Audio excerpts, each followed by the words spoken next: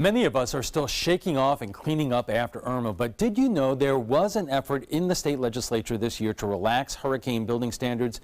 Jacqueline Matter has the story. Before Hurricane Irma rolled into South Florida earlier this month, there was Hurricane Charley and, of course, Hurricane Andrew. Those intense hurricanes devastated the lives of millions 25 years ago and led to sweeping changes when it came to how Floridians protected themselves and their homes.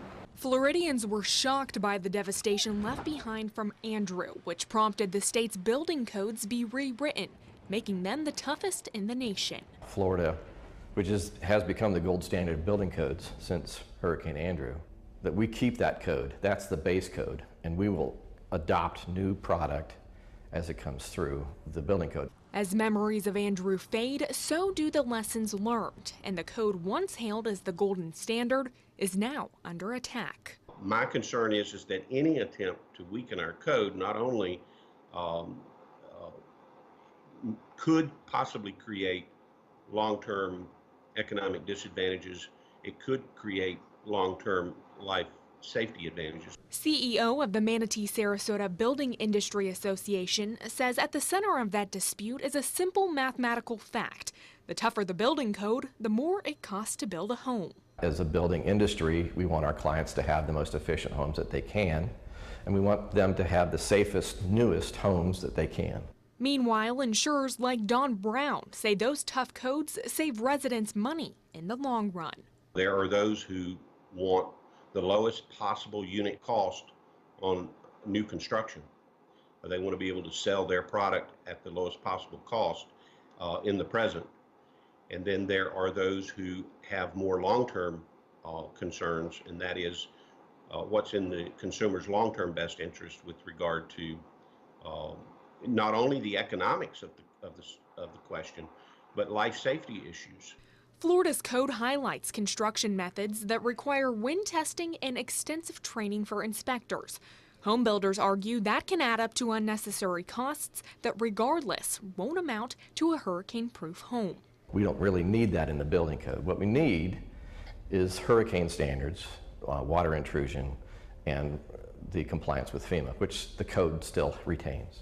But Brown says Floridians need to weigh their options. My perspective is consumers can be harmed in the long term while getting a short-term benefit of a lower price. And it's just a matter of weighing those two perspectives out and see what's in the long-term best interest of Florida consumers. Just this year, Governor Rick Scott signed a new law into effect that allows Florida to create its own standards, leaving a system that's been in place for decades, known as the International Code Council. John Mast supports that new Florida code and spoke on behalf of home builders on the Suncoast in Tallahassee. He says the new bill doesn't change a single building code, but instead modernizes the way the code applies to the Sunshine State. If we went around and talked to our legislators, asking and pushing to have control of our building code so that we don't have to take in everybody else's designs for what they think should be used in Texas versus what should be used in Maryland or used in Florida. Florida is a very specific place and doesn't need to have those types of codes in our building code. There's no reason, he says, to think that developers want to weaken the code by adopting the new standards, and says opposers are simply trying to scare Floridians. They're trying to put a fear into the community that we've rolled back the code, and in truth, the code hasn't been rolled back. The new system freezes Florida's current code and then allows the Florida Building Commission to pick and choose which parts of the ICC code to adopt, which puts Brown on edge. That was one of the concerns that I had as a member of the Florida Building Commission, that it would make it easier for the Florida code to get, for the lack of a better term, watered down. Following Charley, builders say they feel like they were over-designing, which led to tweaks to the code in the first major change in 2015, when the Insurance Institute that previously praised Florida for its gold standard downgraded the state's code from the top spot to second place. With big storms like Harvey and Irma, many wonder if the decision by the state comes at an unforeseen time. For Mast, he says builders like himself will learn from this year's hurricane season. The code is intact, and we will do a deep dive into the existing code after the storm has settled, and we figure out how construction has withstood Irma. We're not rolling anything back. We've not made anything weaker. In fact, Florida is stronger, I think, now than ever. And for Brown, he remains hopeful his concerns toward the future will be minimal.